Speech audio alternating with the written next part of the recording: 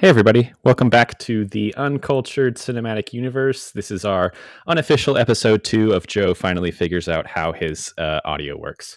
Um, Here, we discuss your favorite movies of all time, as well as, of course, the ones that got away. We look at classic and iconic films from two perspectives, that of the diehard fan and that of the uncultured, who's never seen it before until now.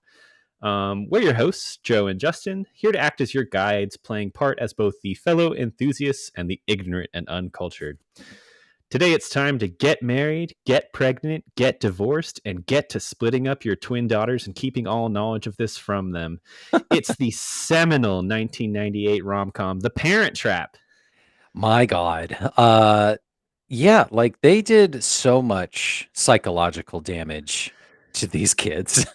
Oh, I have pages of notes for this, but like the big question I want to answer at the end of this is like, as a parent, how realistic is any of this? Oh, okay. So And yeah, I definitely have thoughts on that too. And I have an interesting like parental perspective on that. So yeah, yeah, yeah. I Well, love that you wanted to hone in on that. I definitely want to cover that. I don't have kids, you do, so we'll have like both perspectives there. Yeah, oh, yeah. Um, Justin, what were you doing in 98 that you were too busy to watch this incredible movie? I was listening to Limp Bizkit, my friend. Just I the was summer of Biscuit.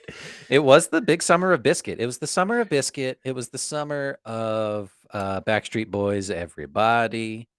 Mhm. It was a big time. TRL was huge. I was in my burgeoning tween years, Did, 1998. I'm do you have 11. do you have like a Jinko phase? I did 100% have a Jinko phase. We couldn't That's afford, or maybe we could afford, I don't know. But like my mom was like, I refuse to pay $70 or however much Jinkos were. So I wore I wore the off-brand Lee pipes. the Jink foes. Yeah, they were from the jean brand Lee jeans, and they did a counter thing called pipes, and it was just like this big wide leg, so much denim, so heavy when it got wet. Uh, You could hide a person up in there. you could hide two 2-liter bottles of Mountain Dew in each leg. You just shake it up and then you blast off like a Oh yeah, rocket. that's how you get away from bullies really quickly. But yeah, dude, I was 1998. I'm blasting uh, Lincoln Park and Corn and Limp Bizkit just all summer, baby. so So yeah, so this movie was not in my wheelhouse. not really on your radar, this rom-com about two small girls getting their parents back together. In the most asinine, insane way possible. um yeah, let's get into it. I'm going to ask you your first impressions and thoughts on this film. But first, I want to say this is the second episode of our summer vacation mini series. The vacation, the summer camp portion of this film, I always picture it being a lot longer, but it's really just like the first 10 minutes, and then we jump immediately into rom-com. Yeah. You think it's like, looking back on it, you think it's like the first half of the movie, but it's not really. So this is the second episode of the miniseries we're doing this month. We just covered Forgetting Sarah Marshall. I had some thoughts on Forgetting Sarah Marshall. I feel like that lean towards the negative in some cases. And so, Justin, when I Famously, yeah. Famously yeah went when I negative.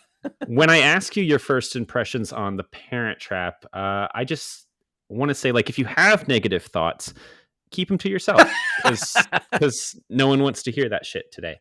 Nope, of course not. Um, In this so house, absolutely not. Get this out so of what here. what'd you think? Okay, so first we need to round out and dot our lowercase j's and cross our t's and, Yeah. and give big shout out to Wussy Mag in Yes. Atlanta, because this was another one of the fantastic Wussy Mag events that they put on at the Plaza Theater in Atlanta. Hmm. Hmm. So already I was excited because I knew from the last time that we went to another Wussy event, which was for Moulin Rouge, Hmm. the crowd excitement and participation played into the overall experience. Which, I think that movie in particular, Moulin Rouge, would have played well if I just watched it by myself Hmm. in the living room. I don't know if that would have been the case with Parent Trap if I would have watched that, in the comfort of my own home. Being surrounded by super fans, people going Oh. crazy when certain characters showed up on screen, the, uh, um, the costume contest that preceded it, definitely hyped and amped up the energy of the movie. Mhm. So, taking all of that away and just watching the movie objectively from the first 5 minutes from the get-go, it's like, "Oh boy, here we go." You get a 10-year-old acting her hardest. He's really, really trying and putting on an okay, British accent, which, it's um, but, really playing it for the fences for her debut, in feature film, way to go, Lindsay Lohan, doing your thing. But I knew what I was in for the second the Disney credits rolled around, which I knew in the back of my brain, in my lizard brain, I knew that this was Disney, but I didn't realize it until the movie started. You don't really think of this as a Disney movie because it's much more like I'll get into like the credits of it all, but it's directed by Nancy Meyers, who's much more on like the adult rom-com side of things, you know? And so this is very much like a kids movie that essentially bridges into a romantic comedy between two adults. And so that kind of loops in my connection there. It's like this is really like my opening of the door into the world of romantic comedies. Like Sure, for a lot yeah. of people in my generation, like this is kind of the first taste we get where you think you're going to this like summer camp kind of like hijinks movie and it becomes a story about the parents for like the Yeah, second half of it. 100%. Like, I didn't I okay, so my general understanding of the movie is just the base concept that there are these twins and they want to reunite their parents, and that's basically all I knew about the main, motivations. Hmm. I knew that there was a camp involved, a camp scene or something like that, and I thought it was Hmm. gonna be a lot more than what it was. And like you said, Hmm. it is literally the first 10 minutes and then fucking forget about it. Um, but yeah, that's all I really knew. I knew that, like, it was a Quaid. I wasn't sure if it was Randy or Dennis or, Marshall or however many Quaids there are. They all come in threes. Uh-huh. Um and then as far as everyone else, like, I wasn't sure who else was in it. Um, but yeah, that was my base knowledge of this movie. So going to see it, of course, at the Plaza, put on by Wussy Magazine, definitely elevated the experience. I had a good time. Let me just Yeah, preface and say I had a good time. we were surrounded by super fans of the Parent Trap at the Plaza screening, and Justin mentioned that there was a costume contest in the opening. I will say we did come dressed in costume. We were in matching like old Halloween outfits that I had from a couple years back that basically look like camp counselors. And Justin, I feel like I betrayed you and I didn't let you like drag us both up onto the stage for the contest because we weren't essentially matching anyone from the movie, No, and and we yeah. would have been booed into humiliation. Yeah, So I was protecting you. I know, thank you, and I realized that after the fact. Hmm. Because yeah, some people went crazy, crazy screen accurate. We were just adjacent. We were just dressing up in spirit, which Yeah. was fine, But yeah, the winners definitely deserve to win. They were a pair of fencing twins, Hmm. which like actual fencing regalia, which was amazing. You Yeah. know, uh, I don't even know where they got that. It looks exactly like the movie with like the helmets and stuff. what if they actually were fencers? Like that is their pastime. That'd be pretty cool. That would be cool because of this movie, right? Like, what if they Yeah. grew up and they're like, "I'm gonna try fencing." What if like the one thing you take away of this movie is like I really want to try fencing? Like this movie inspired a generation of fencers essentially. Yeah, 100%. I can see it. Kids are easily malleable, and that's a pretty cool scene. That's the famous unveiling Hmm. of the two girls being in the same fucking summer camp from across the world. They end up at the same place, like one in a million shot. But yeah, crazy.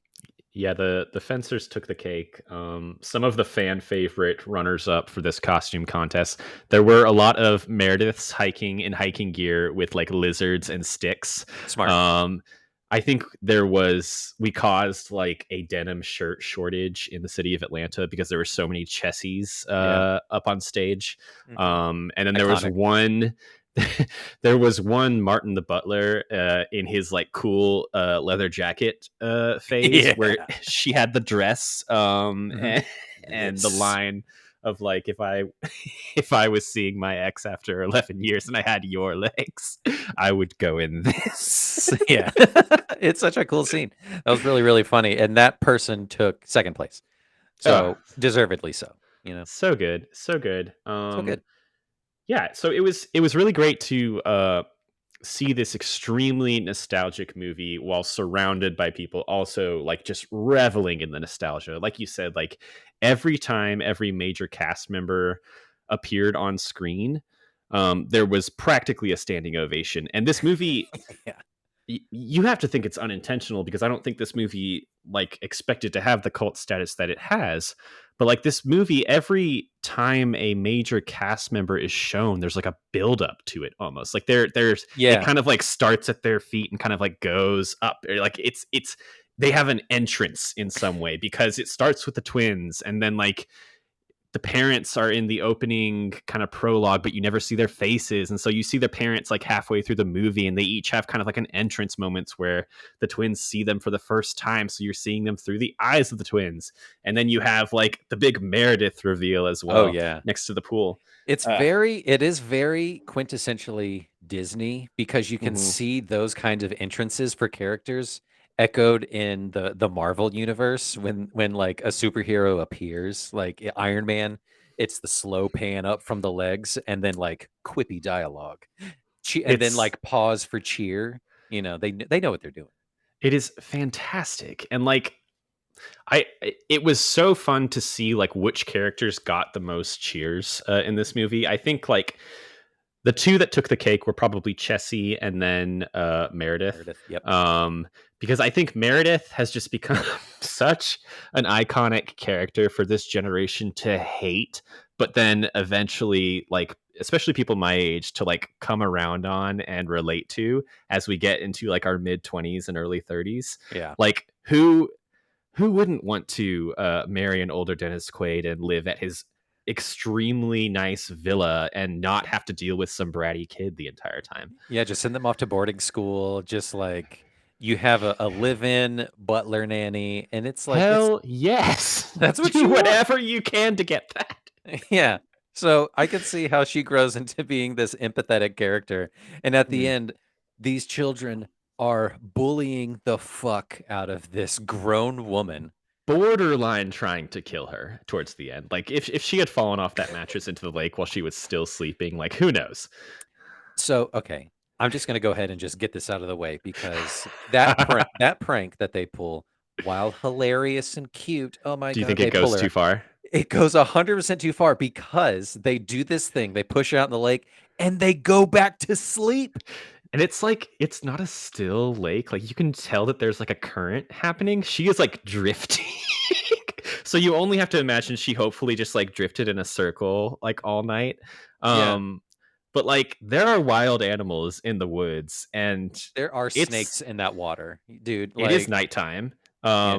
Like good thing she woke up like during the daytime when she could see. Dude, okay, Who so listen, these girls are sociopaths because of mhm. their deep they don't even know it yet. And years of therapy in their late teens and early 20s are going to like unearth all of these things, but like they're starting to show signs of just indifference towards humanity. They are going to just fuck with people left and right the rest of their lives. And they are so entitled because they can. They come from money. See, I have to warn you, like you're gonna be making this argument this episode, and I cannot side with you. There's such a level of nostalgia associated with this movie. Like these characters can do no wrong. In mine and so many other people's heads. Sure, subjectively, I get it. Nostalgia is a hell of a drug, but if you looked at this subjectively, they are monsters. Even though, yeah, these people are rich people operating on a level we will never understand, Of first course and not. No, foremost. no. Like I want to get into like how wealthy we think these adults are. God, like it's just barely hinted at. Like,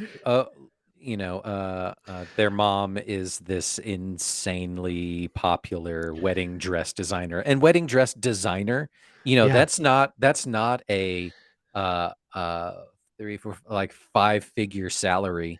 That's five that's figure. that's She's got to be making like seven millions. She's figures to easily live in making that millions. Yeah, house. she's not making meager. Yeah, to have a butler and a butler staff.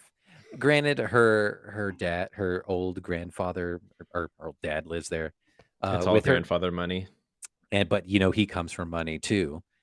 Just the way he's He dressed. he funds the entire family, and he paid Dennis Quaid to divorce her, so that's the money that Dennis Quaid has. This Yeah, all makes sense. I want the prequel, man. I want to know. I want to have the conversation that they have as soon as the babies are delivered. It's like, which one do you want? I don't know. Flip a coin, and we'll never see each other again. We're gonna sign here or whatever, and just like poof, go our separate I love ways. how I love how they look back so fondly and they're like, "Yes, What happened? I threw a hairdryer at you. Casual domestic violence." And then we split up to different corners of the world. See, these people are monsters, and their kids are gonna pay the price for But I want to be them. it. To live in such privilege. No, this definitely ties into the Nancy Myers effect of it all. So I'll get into that. Let me give you some stats because I think we're gonna have to get to the plot description sooner rather than later, or else people aren't gonna know what we're talking about. Yep. So we got your first impressions, my history with the film. Obviously, first Lindsay Lohan movie that I saw because this is her first major film role.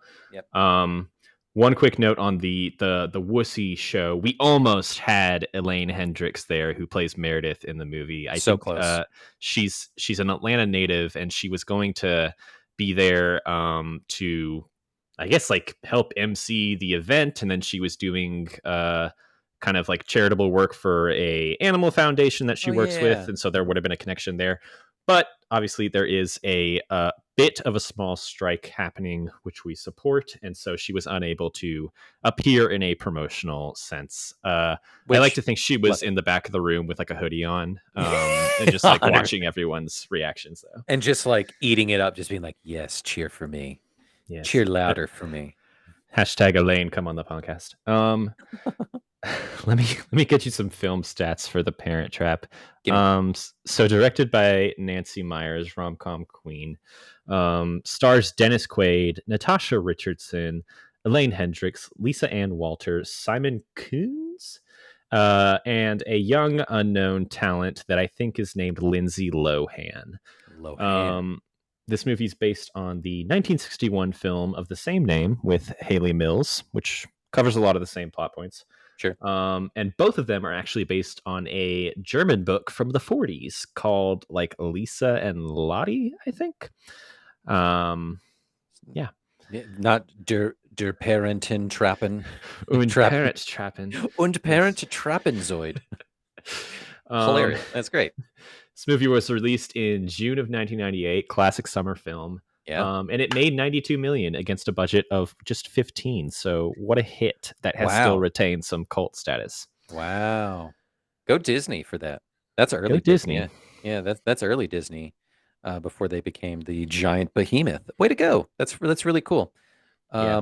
Yes. So tell me more about Nancy Myers. I'm sure I know more of her filmography. So Nancy Myers is kind of talked about hand in hand with another director writer that we've covered. So Nora Ephron, Okay. who, if you will remember, wrote When Harry Met Sally, and she Mhm. directed movies like You've Got Mail. Yeah. So both like big names in like big like fun adult rom coms in the late 80s and 90s. So Nancy Myers is known for the Father of the Bride movies with Steve Martin, if you've seen Okay. those. Yeah. She directed Something's Gotta Give, The Holiday, and It's Complicated. So the vibe that you think of when you think of Nancy Myers, she's influenced by earlier screwball comedies of like the 30s and 40s, from what I've read. So you've got like funny mix-ups. You have like relationships being played out professionally and personally. Kind of light. She's not really directing like heavy dramas or Yeah. anything like Yeah. that. And a lot of her movies actually tend to focus on more middle-aged women facing again, like personal and professional conflicts. She kind of shines more of a light on the female side of things than the male. Sure. And then her movies are also known to have like a very specific look. She tends to deal with like very affluent people, and so a lot of her sets are really famed for being just like something you want to just like sink your teeth into. So like for example, like the British townhouse that the mom lives in this movie, The Parent Trap, like you look into it and it's just gorgeously decorated on the inside. And then you have this like California vineyard villa on the other end of the thing. Nancy Meyers is famous for like these expansive and beautiful kitchen scenes and like just sets and locations that you just want to live in and wrap up on a couch with a good book. Yeah. It's kind of like Better Homes and Gardens on Seriously. screen. Yeah. These are the better homes and gardens that they're talking about. Way better than your home and or garden. Yep. I love it. Cool. Nancy Meyers, way to go. So that is Nancy Meyers. Why don't we jump into the trailer and then the plot description, and then we can talk about how insane this movie actually is. Yes, thank you. All right, here we go. Queuing it up. 3, 2, 1.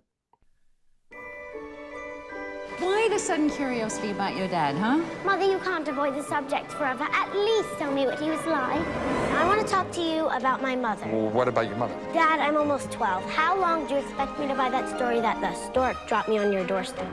Everyone in the world believes they're unique in their own way. Annie James and Hallie Parker are about to discover This is so freaky. they're both unique in the same way. That's my mom. That's my dad. And you and I are like sisters. Hallie, we're like twins. I have a brilliant idea. I think we should switch places. I'll go back to London as you, and you go back to California as me. If we switch, they'll have to unswitch us. And when they do, they'll have to meet again, face to face. Honey, you never looked better. Welcome home, kiddo. Dad, finally. Now, two sisters You're back. Mother, are setting the perfect trap It seems like it's been forever. I have no idea. to bring their parents back together. This is an emergency. Dad's in love. What? Wear your shirt like this. I like it when I can see a little chest hair. It's disgusting. If there's any hope of getting Mom and Dad back together, we've got to do it fast. I am marrying your father in 2 weeks, and nothing you do is going to come between us. Hi, Mary.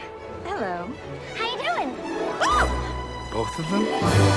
From the makers of Father of the Bride, Does everyone here know something I don't know? Yes. Dennis Quaid, Natasha Richardson, and introducing Lindsay Lohan. Starlight, star bright, first star I see tonight.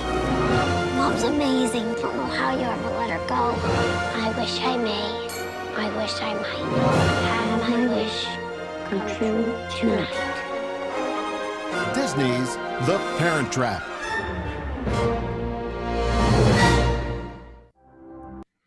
Amazing.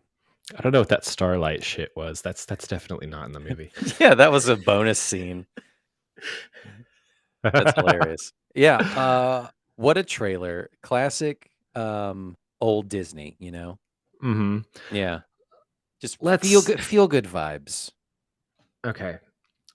Justin, just right off of that, can you give me a plot description for The Parent Trap? Yeah, dude, I can totally do it. I'm so ready. Okay. Let me get this timer set up. Okay. The Parent Trap, a surprisingly complex story in 1 minute by Justin Jackson. And here we go. The Parent Trap stars two twin girls, Hallie and Annie, and they show up at a summer camp unbeknownst to each other. They run into each other, and everyone else is like, "This is weird." But then they figure out that they both have been separated since birth, which they're not even really questioning that. Like, hey, that's pretty fucked up.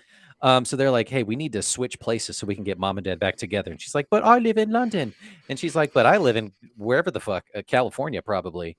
So we need to train each other on how to be each other. So they switch places, and then they somehow get found out, and then they got to come back together, and then they trap their parents to fall in love. But oh no, there's Meredith there who's gonna sugar daddy her way into the family by taking the dad away, and she's like really really too young for him. It's like it's a problem. But then they shame her, and their parents fall back in love, and they get remarried, and everything's fine. That's the Parent Trap. I did Wow. That was that was pretty much everything. Let's just jump right into it. Yeah. So I imagine any issues you have with this perfect movie is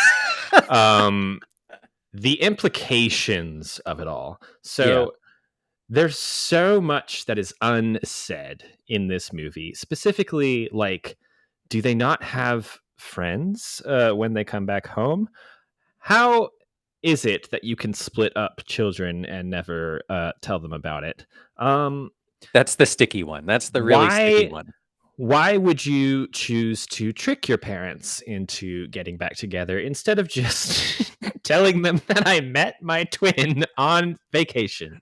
Yeah, and they go, uh-oh. Yeah, instead of being like, you little scamps, they'd be like, oh, shit. Yeah, like that's more of the realistic reaction. I'm just like, uh-oh. Yeah. Uh-oh. Like, this is going to be, like, very psychologically damaging. Oh, there's a much darker version of this story that could be told. You know what my answer to it all though is that the Parent Trap, which we all know so much about now, is a romantic comedy told through the perspective of children. So it's kind of like Sleepless in Seattle in that way, and so it can therefore take advantage of children logic. And so these things that are zany obviously would not make sense for someone to do at our age because we are grown adults. But it makes sense for the kids to want to like do some hijinks and get their parents back together and destroy a young woman's life in the process. I thought you were going to say, so like, because it is from the perspective of the kids, Mhm. they're seeing it through the rose-colored lenses of like, it's just innocent. I need to get mom and dad back together. But you That take too. that off, and it's just like, oh shit! Like, there's so many uh, wheels and gears to this whole machine, and like There's lawyers. there's insane implications here that are kind of glossed over for a few reasons. Like, number one, both the parents are hot as hell and are clearly into each other. Yep. Check. Done. Number two, they're both rich as hell. So like traveling back and forth, figuring all this out, nothing. No big deal. No big deal. Yeah. Fuck it. They are the richest people in the world. They're in top 5. It's them and Oprah. Mhm. And I thought I had a number 3, but that's all that really matters this movie. And so you can see how, if you're writing this movie as a romantic comedy and you are Nancy Meyers and her writing partner, who she's maybe married to, who she always writes with, you can see how they're like, okay, we're going to ignore certain parts of this story, lean a little bit more into the unrealistic side of things in order to have these emotional payoffs. Yeah. And so there is an emotional climax every fucking like 10 minutes in this movie. You have like the girls finally coming face to face, finally realizing that they're twins. Each one finally meeting the other parent, right? And then you have people slowly figuring out that they switched, and like there's like joy and craziness there as well. There's so many funny tweets about this movie, but the one that I always come back to is like someone's watching Parent Trap and they get to the point where the kids are talking about their birthdays and how they both like Oreos, and they're like, you're turning 12 on October 11th, me too. And someone in the audience is just like, you have the same fucking face. I had the same thought too. Like, they're playing it so just like mystery ravel. It's like any logical real person would be like, you look exactly like me. My parents have some Like, explaining to you. what are these camp counselors thinking? Yeah, they're just like, that's weird. Yeah. Janice from Friends is just like, huh. Anyway, back to work, taking care of these kids. This That's is the fun. that's the ridiculous part of it, of just like the other adults not being like, either like, uh-oh, this is a big problem that Mhm. they've now stumbled upon our cockamamie scheme, or two, like, how did we not recognize immediately that these are twins and they don't know each other? Should we alert like DFACS or something? Should we get the Yeah. government involved in some way because some fuckery is afoot? Yeah, the economics here is kind of like the key to this movie even like beginning to make sense, because if the two families were even like slightly off balance in terms of like the money coming into the household, it would be a very different and slightly darker story. It definitely would be. And to put a pin on the last, or just a period on the last thought about the camp counselors and everyone else there, you know that both of the families paid a hefty amount of hush money. I mean, like, don't you say a fucking word. Hallie and Annie were never here. Okay? You forget their faces. And it's not that hard because they have the same face. So it's just one face to forget. They have You know? connections with the government. Yeah, they're like, please, we know that this is like very tricky hot water, but we can make it worth your while. Say a number. 5 million? Mhm. 6 million? 7 million? I've got it all. I got it all. Grandpa writes all the checks. In pounds. Yeah. Um, This movie is ridiculous. But yeah, so I love that you brought up the emotional payoffs, and there are so many. There are a lot. Even though the very first one of like, we're sisters. No, we're like twins. It's just like, okay, that's ridiculous, but it's still cute. Admittedly, the one that got me, and Mhm. it's only because I'm a dad, is who's the British one? Fanny. No, Hallie. Annie.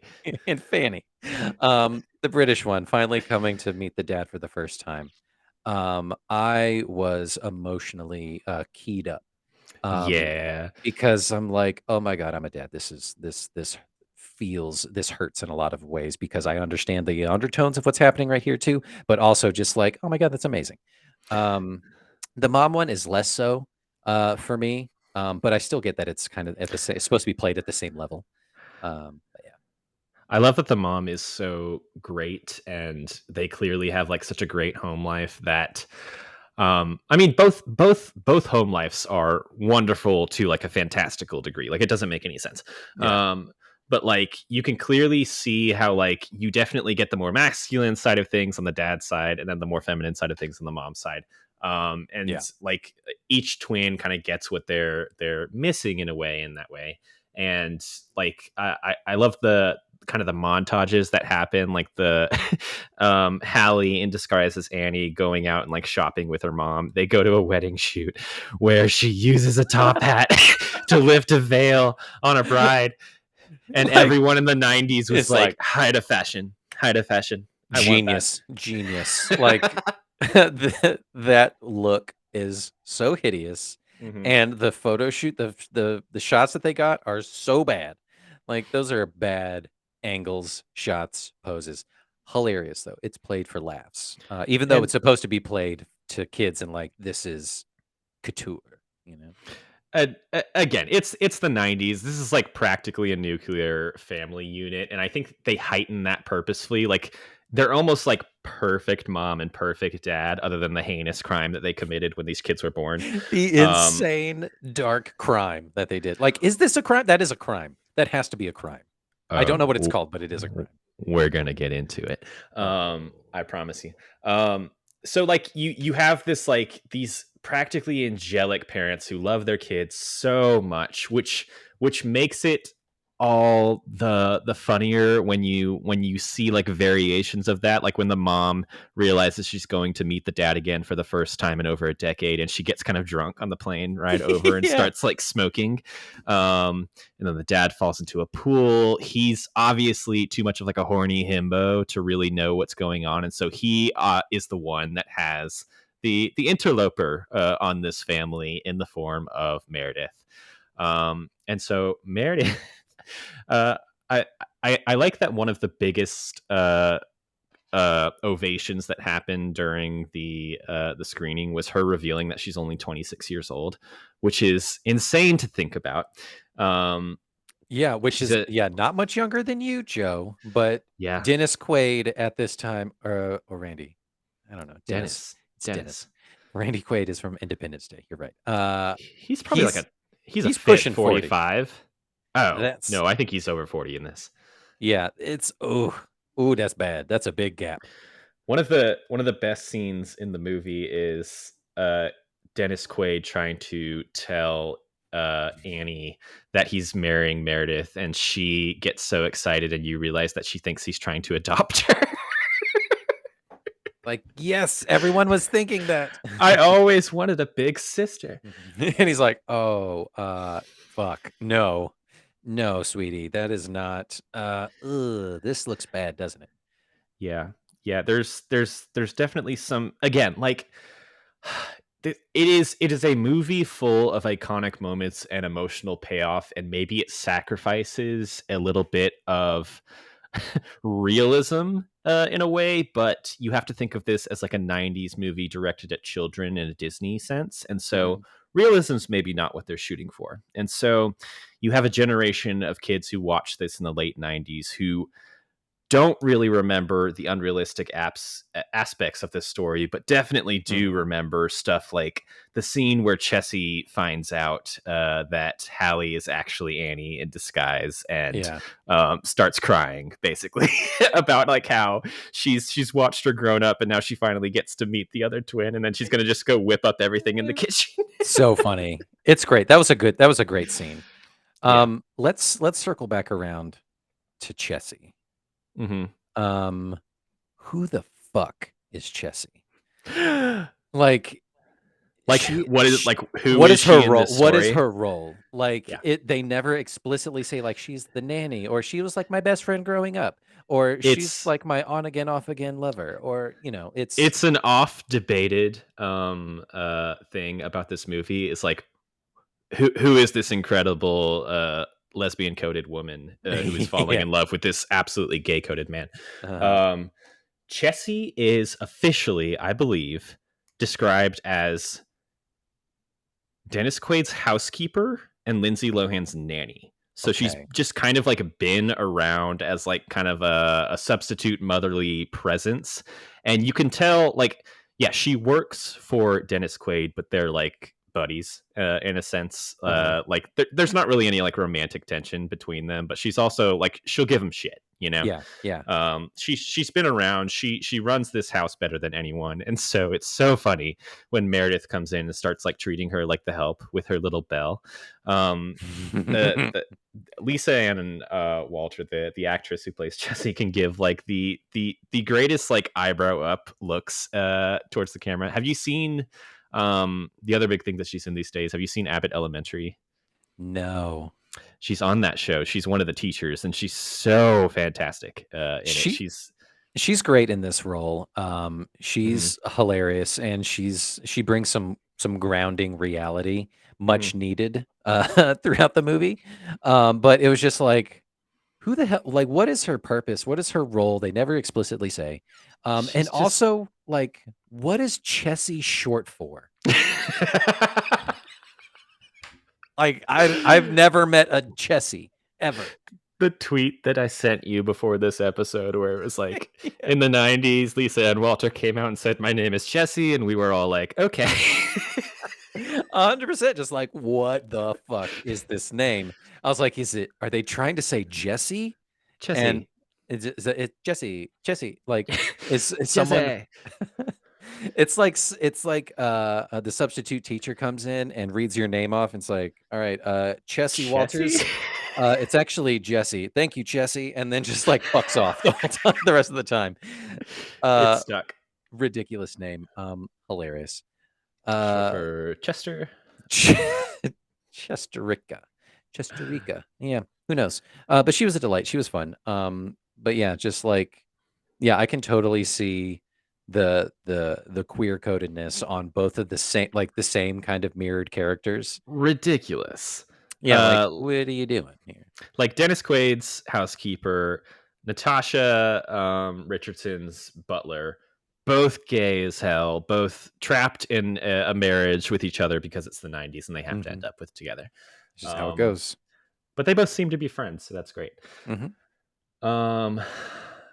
Yeah, so I just getting back to like overall like themes and what place this movie has in my lineup of movies that I love. Yeah. So it really is the bridge into the world of rom-coms, almost like explicitly within the story, because you obviously start off with like a heavyweight style, practically summer camp sequence where these girls are pranking each other. They hate each other. You have the photo coming together moment, and then they become best friends, sisters even. But then you have that really questionable prank of having the skinny dip. And it it's was just the like, 90s. It was the 90s. So that didn't play well. Yeah. It's a weird one. Yeah. They gamble at poker, and the one who loses has to go strip in the lake, and they do. Summer camp, bud. Summer camp, like you don't know if you don't know. Yeah. Also, both of those hands that they play, statistically impossible. Insane. They show up, they're running a poker table. The first hands that they get, one of them gets a straight in diamonds, the other gets a royal. Like the chances of that happening are also one like in several billion. The chances that they're going to end up at the same summer camp. It's the theme for this entire fucking movie. You get the payoff of like, oh my god, she got a royal flush. Forget the realism of it. Justin, just like take the moment. That was when I knew. I was like, I gotta forget everything I think I know about this movie, because the directors and the writers obviously don't care for realism at this point. Exists in an alternate dimension. But yeah, so you have it is a kids movie that the parents ultimately share with them in the middle half of it, and then kind of take over for the second half. You get more and more scenes of the parents like one-on-one having conversations just about like why their relationship ended and like what they can do with these kids going forward and whether or not they can see themselves being together for these kids.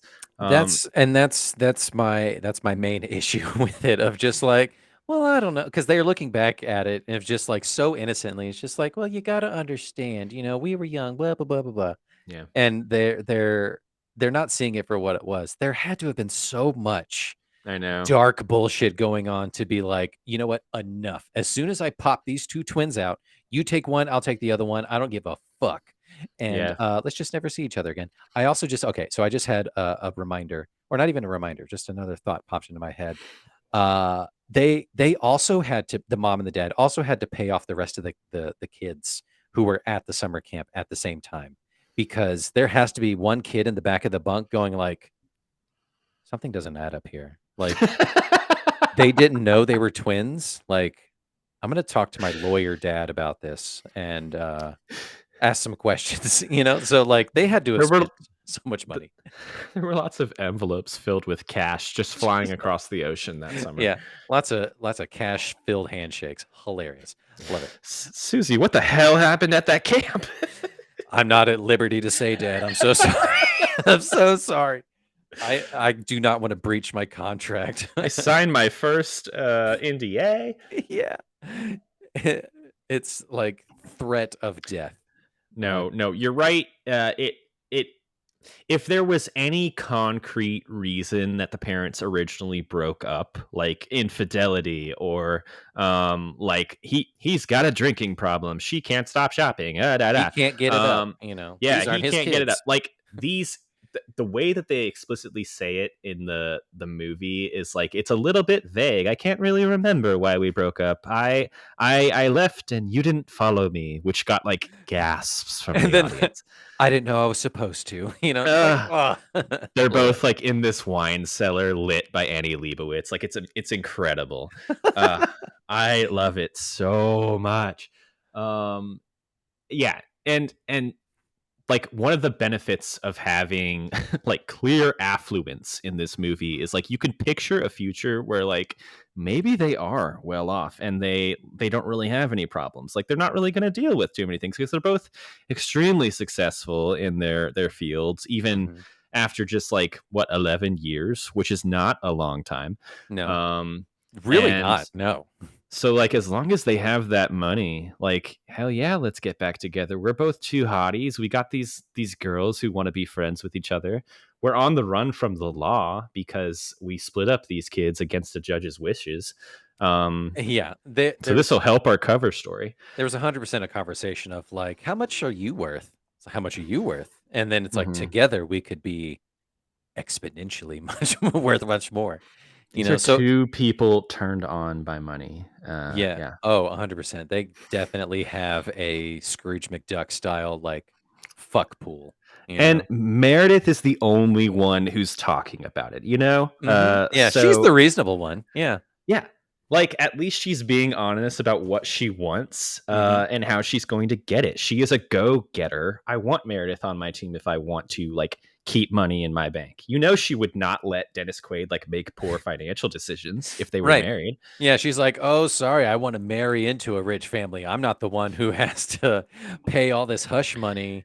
His And portfolio would be multiplied 10 yeah, times in 5 years. yeah, I'm the smart one here. I'm the hero. Yet you throw lizards at me and fill my backpack full of rocks and leave me to drown in the middle of this fucking lake. And then we never see from her or hear from her again. Just I'd hate those kids so much. Yeah, I would be so glad to be rid of them. What obviously the Parent Trap is kind of the star making vehicle for a young Miss Lindsay Lohan. For better or for worse, in Mhm. her case. What are your thoughts on her performance? We talked kind of a little bit about like the bit of a hokey bit of accent work, but how do you think she does in terms of like holding the story of this movie? She does the absolute most. Hmm. That is one of my big questions to this, but I'll get to that in a second. So yeah, so she holds and propels the story forward. Obviously, she has to because she's playing two fucking roles, Hmm. which moves the plot point along. And she is providing the most, to the story and to connect with the audience and all that kind of stuff. And she does a really great job. She tries her best and she does it. But I want to know, did she get compensated fairly for playing two roles and getting so much screen time? Knowing Hollywood, probably not. Probably not. Probably And a- not. and that sucks because like this is her first role and she's like, "Yeah, I'll take the role. I'll do this movie. I'll play two roles, of course. Can you do This a is gonna British accent?" launch me. Nope. Yeah, and that's fine. I'll figure it out. Just let me watch Doctor Who a couple times. I'll figure it out. I think her British accent is fine. Yeah. It's like, "Oh no, I gotta be the Henry VIII in 5 minutes. Hello, hello, hello. Got it. All right. Yeah. I'll, gi- She yeah, she did pretty good. I'll give you a bit of a behind the scenes moment here. So people definitely thought there were two actresses playing these twins She because did that good. yeah.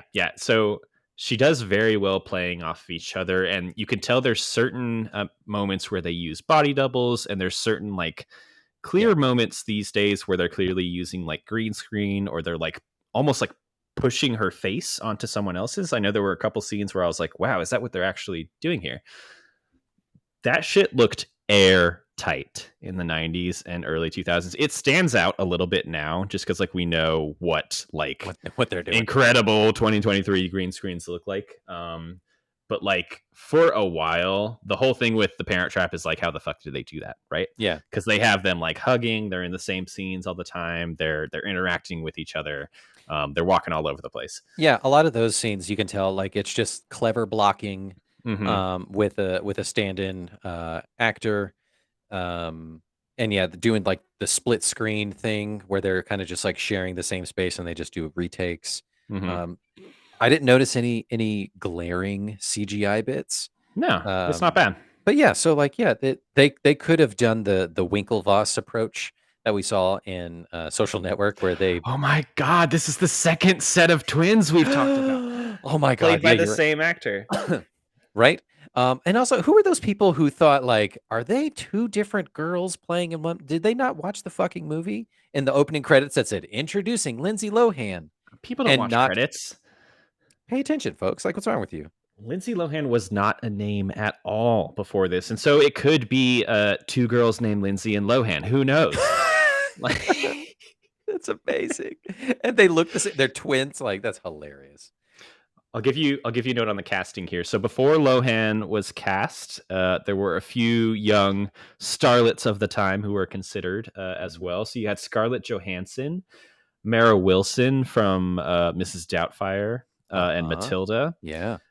Michelle Trachtenberg, Mhm. and Jenna Malone. I think Jenna Malone actually got the closest there. She, I believe, turned down the role a few times before they landed on Lohan. Turned down the role. The I role of a know. lifetime. Wow. She was like, too much green screen. Yeah. Like, I can't work in this. I need practical effects.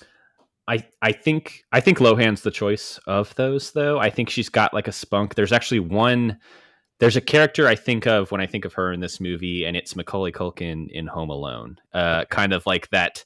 She's a little schemer with a heart of gold.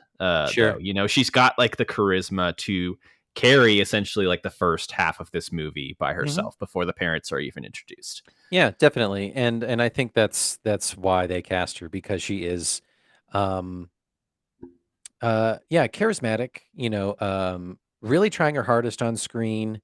Um, for her first movie ever, she's really going over the top. She went for it and it paid off. Mm-hmm. Good Again, on her.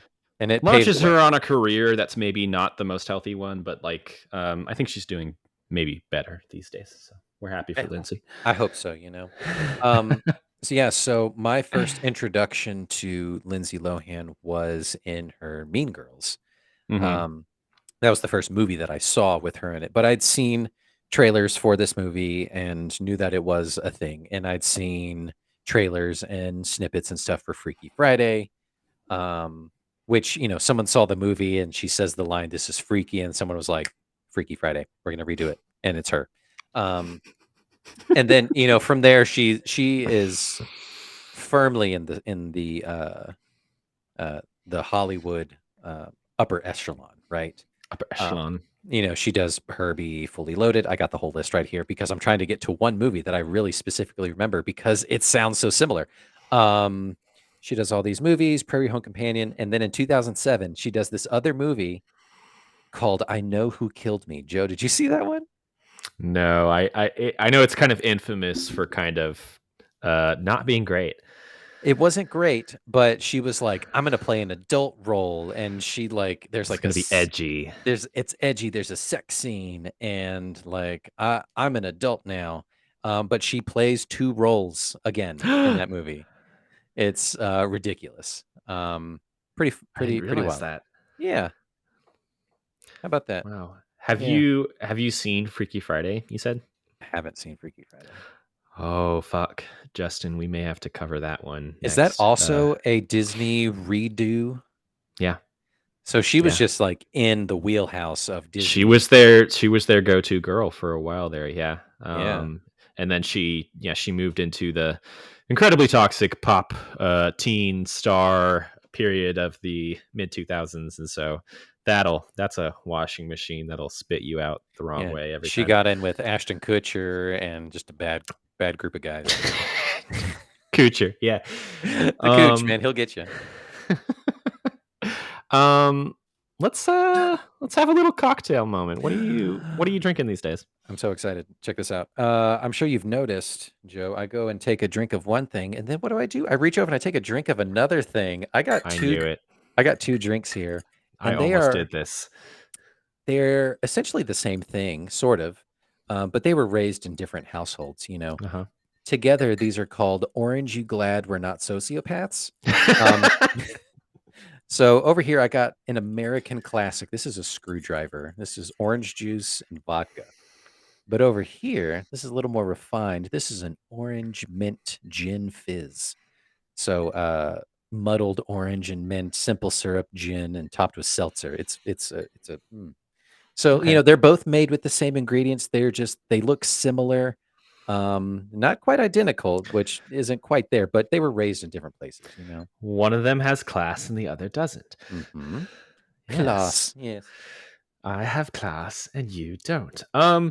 I definitely tried to go the twin approach. I was trying to think of like British drinks mixed in with like American drinks. There's definitely like a culture clash happening Mhm. here. I ended up being inspired by a moment in the film where uh I guess it's Annie, the character of Annie disguised as Hallie, kind of having like a get real moment with Meredith. Like they both kind of have a bit of a face off and they do a Yeah. little girl talk because she's like, Meredith is like, I'm marrying your fucking dad and you're gonna go off to Switzerland whether you like it or not.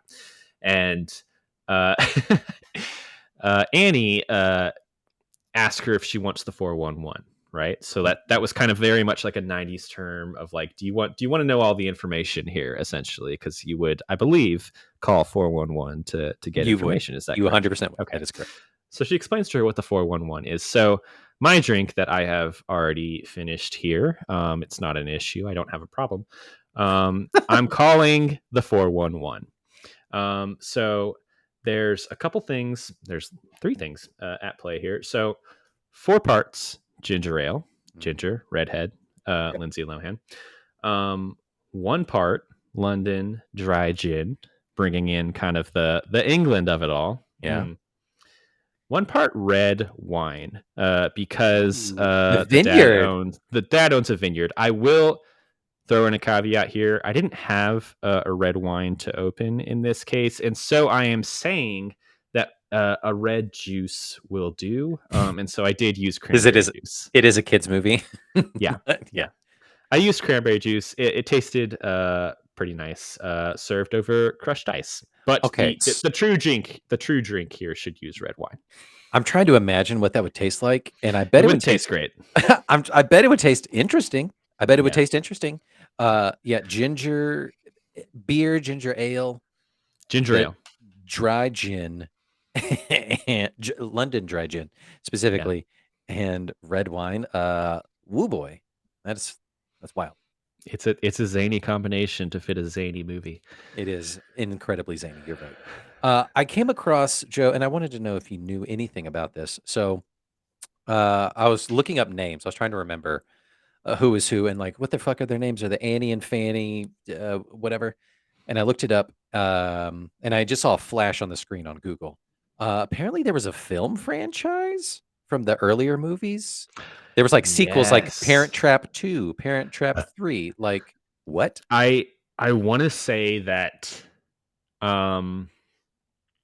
so the Haley Mills character, do you know who Haley Mills is? Like she played the original twins here. She was kind of like the Lindsay Lohan of the 60s, essentially. She was Disney's girl in a lot of their movies. There are Parent Trap sequels. I did kind of a Wikipedia deep dive a long time ago on this, completely unrelated. I think they eventually end up following one of the twins grown up, and that she has her own twins, and they do kind of like a Parent Trap or a reverse Parent Trap with her. And so it's like it's generational. It's not like doing the same story again and again, if that makes sense. Okay, so it's one of the twins also has a set of twins, but those twins live together, and we need to split mom and dad up. This is a toxic household. How do we get mom and dad to break up? It's like a harrowing divorce story where they have to choose who goes with who. Oh God, could you imagine? I would love that. Yeah. What a Yeah. cool movie to watch. Insane. Disney knew they had something with this one, and so it explains a reboot that works. Who doesn't love a reboot? Yeah. These are good. Some other iconic moments I have, and then I want to get your final thoughts on this one. Yo, tie-dye girl. We saw a lot of people in the costume contest dressed in tie-dye. And I didn't get it for a character that has 2 minutes of play, but she is just a gay icon. Yeah. Love it. Yeah. Tie-dye girl. We love a girl who can like manage her own strength and get her bag from the bottom of the pile. Yeah. The torn picture coming together, like the imagery of this movie, that's kind of the big one. The the Marva Jr. hand twist when she points to the isolation cabin. For some reason, we did that so many times growing up. She does this like quadruple thing here, and then like does that sarcastically when Yeah. she's like banishing them after they have pranked each other to death. It's so funny. The wedding photo shoot with the top hat, that I will give you is an insane bit of cinema. Wild. I think the emotional high point of this film is Chessie finding out that Hallie is Annie. Yep. I think that is a genuinely like good scene, and not just for like a kids movie. Yep. Like Agreed. that is like a genuinely good scene in a romantic comedy style movie. Yep. And the acting is fantastic and funny. And also like really emotional. Really heartfelt. Yep. Meredith telling her her little bitchy assistant that she's going to ship the brat off to Switzerland, and her calling her an ice queen. Incredible. That got big cheers. That got real big cheers.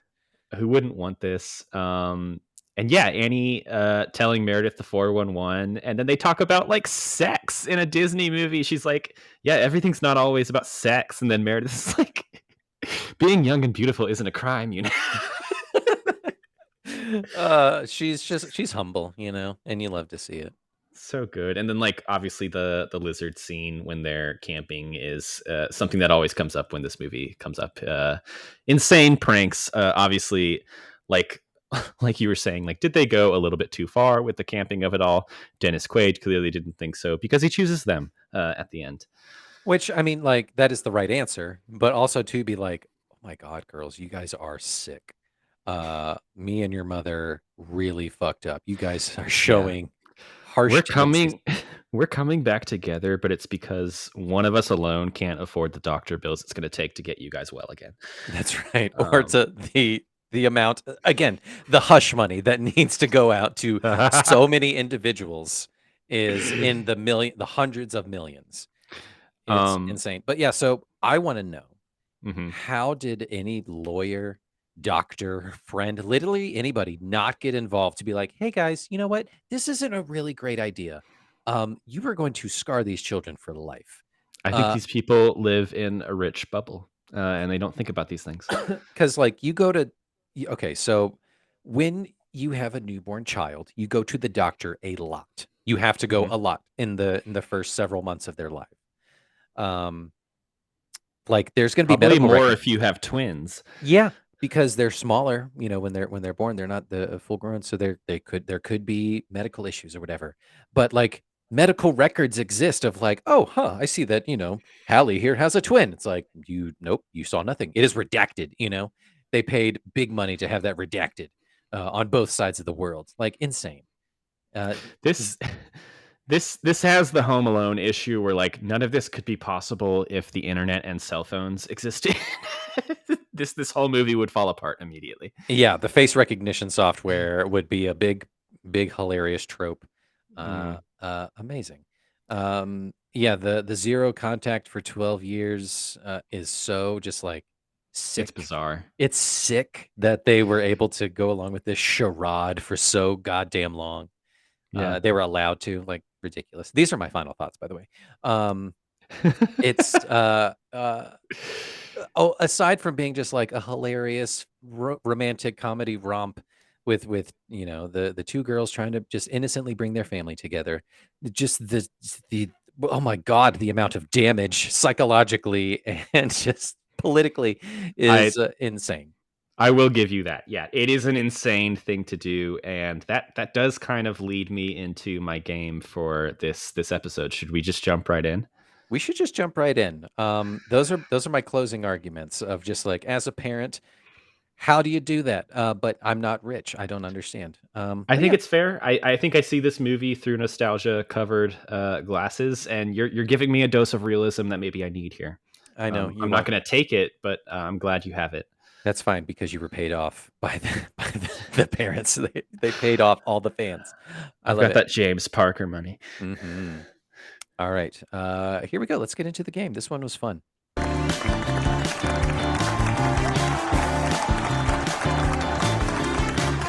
Ladies and gentlemen, get on your feet. Get ready for Should They Go to Jail? That's right. Now give it up for your host, Joe Murphy.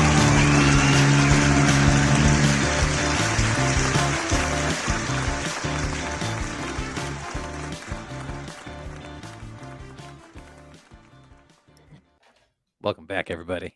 Thank you, Justin. Welcome back, everyone, to everyone's favorite game show. Should they go to jail? We all know that there are certain characters in cinema, often the protagonists of movies, who do insane things in the name of love or comedy or adventure. And in their worlds, a lot of the times they pull it off and everyone lives happily ever after. Or do they? In this game show, we're going to talk through some examples of characters doing ultimately insane and borderline illegal things. And I'm going to ask Justin the question of the day: should they go to jail? So let me tell you how this is going to work. I'm going to give you a description of a character from a movie. You tell me which character they are and what movie they are in based on the crimes that I am describing. You got it? Yeah. And then as a bonus, Should they go to jail? You tell me if you think they should go to jail for their crimes. Amazing. So, for example, if I say, we are two successful hotties who got divorced right after having twins and bizarrely decided to take one twin each and never mention to them that they have a sibling. Should we go to jail? You would say. So you're describing the mother and father, Dennis Quaid and Meredith Grey, yes, from The Parent Trap. And 100% yes, they should go to jail because what they did is dark and disturbing. You got it. Okay, so I have 10 characters for you. Yes. Let's see if you can guess them all and then pass judgment, as is your right. Yes. Here we go. Number 1. I am a recently divorced dad who can't hold a job, who tricked my entire family into thinking I was an entirely different person just so that I could, quote unquote, spend more time with my kids. Should I go to jail? Okay, so you're describing Robin Williams in Mrs. Doubtfire. Correct. And yes. Well, okay. Should I go to jail for impersonating something? Oh, yeah. Yeah. You should go to jail for that. That's fucked up. I would accept jail here. I would also accept like a hefty fine just for fine. Legal fees and like breaking the terms of their divorce. It's more just within the family here, so I think it's okay. Okay, good. Number 2. I am a musician lying about being a middle school teacher while teaching an actual room full of kids. Should I go to jail? Okay, so that is Jack Black in School of Rock. Correct. Posing as a real teacher, teaching kids. I feel like at least that's a crime. I don't think it's a full-on misdemeanor, though. I don't think jail. I would absolutely say jail in this case. I think that's an actual crime. What if you found out your kid's teacher was like not who he said he was? Dude, you know what? In Florida these days, they're just hiring like whoever can come teach. So like that movie would not be hilarious these days because it'd be too real. He did ultimately bring the kids out of their shells and introduce them to a world of great music. So yeah, so I see where you're coming from. Yes, Jack Black in School of Rock. Okay, so number 3. Yep. I am the head teacher at a school where at least one student has died and several others are put into life-threatening peril on a yearly basis. Should I go to jail? So you're either Richard Harris or Michael Gambon as Albus Dumbledore in any of the Harry Potter films. I'm looking for the character, so yeah, Albus Dumbledore. Yeah. I'm going for bonus points too with the actor. Yeah, Dumbledore should definitely go to jail because there are kids that are just disappearing, dying. Doesn't he go to jail in the second one for a little bit? Like they take him away? He goes to wizard jail and he like so like it's like a vacation, you know. Yeah, that's like the Wolf of Wall Street jail that has tennis courts. That's right. Fuck you, J.K. Rowling. Yeah. Very good. You are 3 for 3. Okay, number 4. I cooked food at a restaurant that I do not work at, and served it to a large group of people, knowing full well that it could be contaminated with a wide range of diseases. Should I go to jail? These are going to get progressively harder. If Okay, so it's Patton Oswalt as Remy the Rat in Ratatouille. correct. You don't send rodents to jail. You And then you can't. just kill them. You can't. You just fucking kill them. So I guess that's a prison of its own. Yeah. The endless nothing death. Yeah. Very good. Number 5. I illegally copied and distributed a famous book before it was published without the knowledge of the author. Should I go to jail? Illegally published a book without the knowledge of the author. No. Illegally copied and distributed a famous book before it was published. Copied a book. The only thing that's coming to mind is I can give a hint if you want. Give me a hint. Give me a hint. This is a movie that we have covered. Okay, that's what I was thinking. It was Devil Wears Prada. Yes. It's God, what is her name in that movie? Anne Hathaway's character. Her name's Andy Sachs. Andy. Yeah, that's right. Andrea. Again, gets the Harry Potter connection. Yeah, that seems like jail. That seems like jail. Right. Yeah. She'd go to jail for. She was eventually going to go to jail for Meryl Streep anyway. Like that job could not last. No. All right. Strike one. Number 6. I funded a team that conducted some extremely morally questionable experiments on an island without any governmental oversight that resulted in multiple deaths. Should I go to jail? Okay, yeah. So Mr. Hammond from Jurassic Park. Correct. Definitely has blood on his hands and is 100% going to jail. He should be eaten by a dinosaur. Yeah. Yeah, dinosaur jail. I think he gets off scot-free. Like he's in the second one, just like living in his mansion. Okay. Very good. But dying, I think. I think he's dying. He's dealing with the guilt. Yeah. Number 7. This one's a tricky one. I was the leader of my friend group until a new guy showed up who everyone thought was cooler and more fun than me, and in a fit of jealousy, I tried to have him killed. Should I go to jail?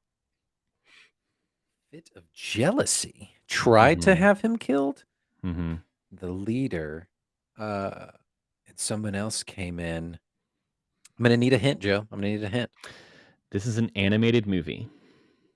Animated movie. Oh, okay. Yeah, it's so you're talking about Tom Hanks's Woody from Toy Story 2. Or Toy Story, just Toy Story. Trying to have Buzz Lightyear murdered. Yeah. These toys. Should Woody go to jail?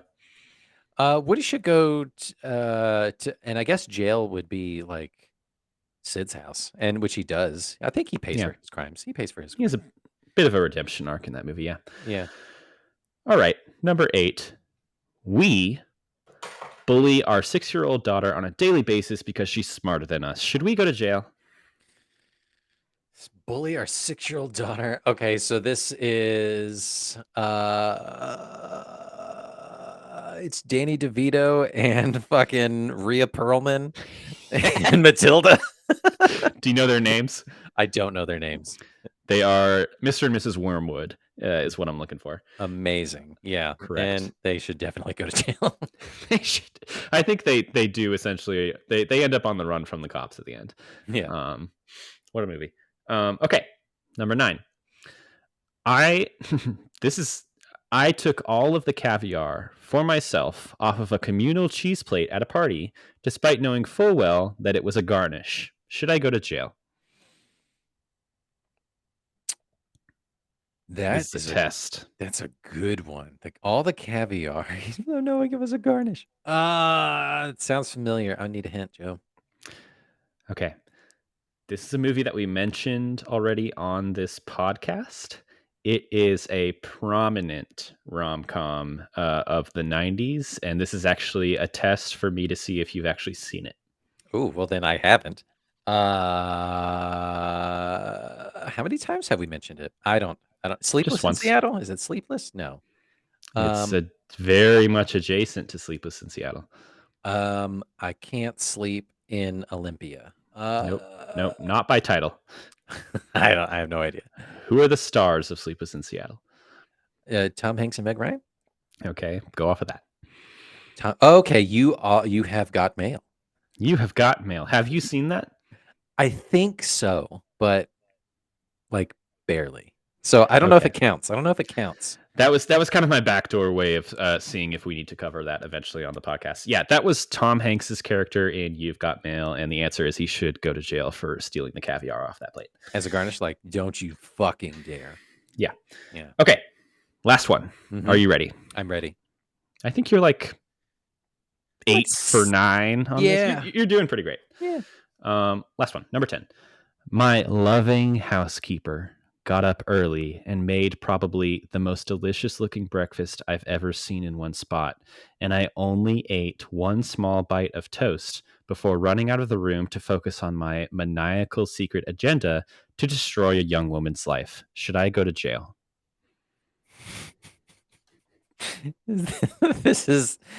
She's playing Hallie, I guess. In this movie, The Parent Trap. This is Lindsay Lohan playing Annie, playing Hallie. Yeah, he's the dude, just disguised as the dude who's playing another dude. Yeah, 100%. That was a tricky one. That spread looked amazing, and Chessie worked so hard on it.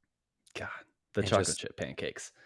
I know, her favorite, Yeah. and just pissed them all away for a bite of toast. You fucking Brit. Like, jail immediately. Immediate jail. Justin, thank you for playing Should They Go to Jail? And the answer is almost always yes. It almost is 100%. Only on NBC. Coming, after How to Be a Millionaire. No, coming soon to Paramount. Exclusively streaming. Joe, this movie was fun, and like I said at the top, this was heightened, of course, by our friends over at Wussy Magazine for putting on such a fantastic event. It elevates the experience to an otherwise insane movie.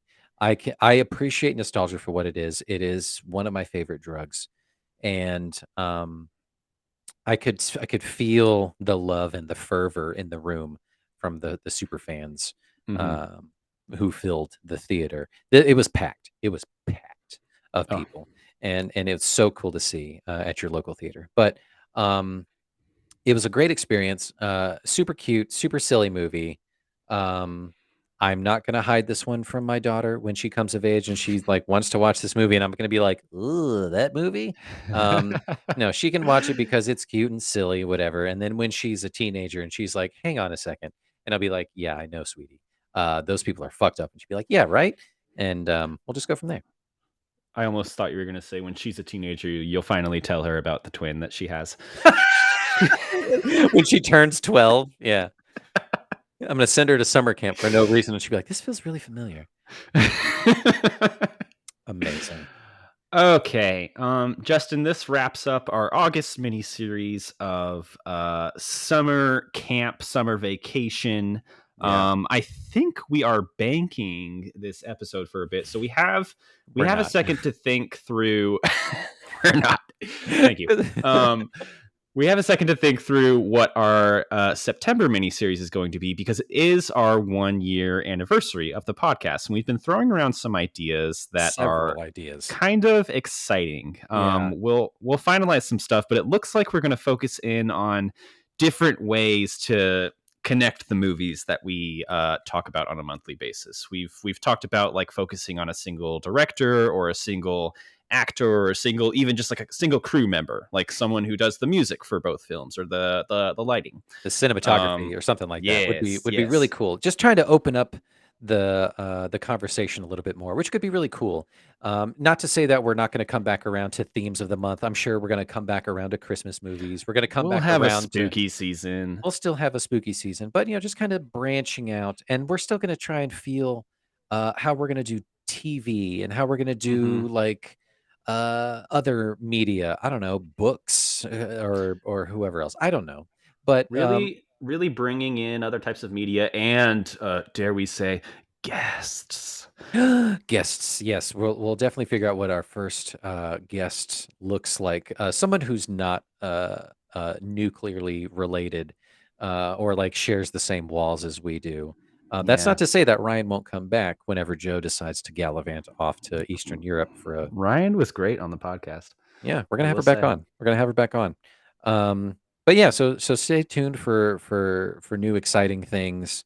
And yeah, we'll announce what we're doing very shortly hereafter. On the Um, Soch. on the Soch. Check it out. Like and follow, subscribe, do all the things. We're experimenting with shorts on YouTube. Have fun with that, you know? I did see those on YouTube. I have like deleted all social media because I'm trying to get off my phone more, so I'm on YouTube all the time. And the UCU shorts come up a lot, and I like to see them because it's my face. I know you love looking at your face, don't you? I'm a small child. Yeah. I know you are. Cool. Well, yeah, this was fun. This was a great mini-series summer vacation. Full of the nostalgia and the good feels. And yeah, thanks for showing me The Parent Trap. I feel so fulfilled. Yes. Great. All right. Well, we will catch you guys on the flip flop. See you On guys the later. flippity flop. We'll have a good September. See All ya. right. Bye.